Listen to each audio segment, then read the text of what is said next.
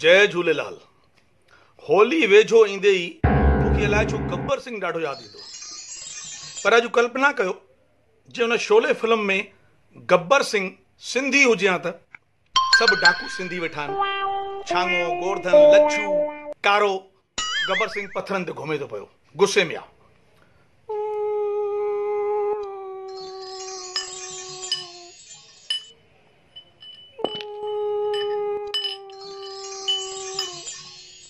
घणा माण्हू हुया सरदार, ॿ मायूं हुयूं, ॿ मायूं सूअर जा पुट लख जी लानत अथव। ॿ मायूं ऐं तव्हां पूरा पूरा टे मर्द, शर्म नथो अचेव? फिर भी खाली हथ हलिया आहियो। सरदार फालतू ॻाल्हियूं न कंदा कयो। अॼुकल्ह मायूं मर्दनि खां वधीक ख़तरनाक अथव, डेंजरस। ख़बर अथव उन्हनि जी अखियुनि में 440 वोल्ट जा ॿ ॻाढ़ा बल्ब पिया ॿरनि।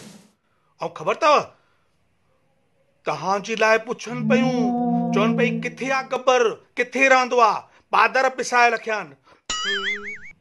मुंहिंजे लाइ पुछनि पियूं। हा फाटी पियो न। तव्हांजी घरवारी बि त तव्हांखे अची हिते रोज़ मोचड़ा थी हणी वञेव न। केॾियूं गारियूं ॾींदी अथव।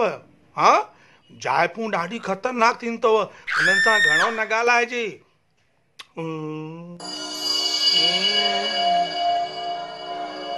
अड़ो कारा, तुंहिंजो छा थींदो?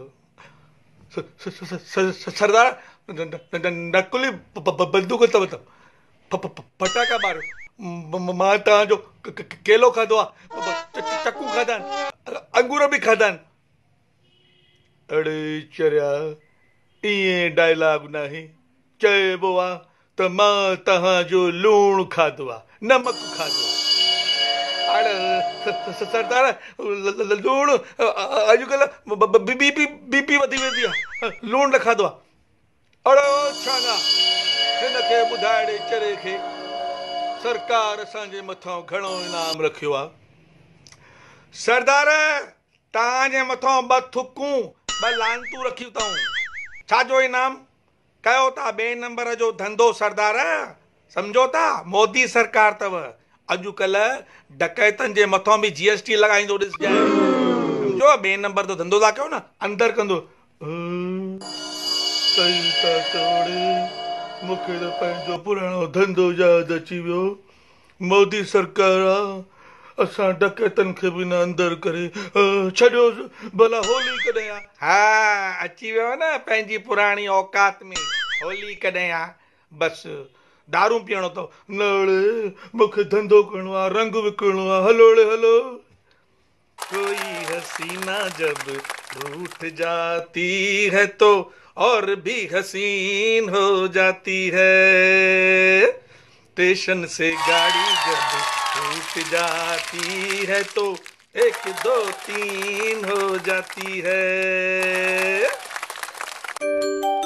प्यार जो रंग बरसाईंदा रहिजो, सिंधी ॻाल्हाईंदा रहिजो, खिलजो, मौज मनाइजो, सिंधियत खे न विसारजो।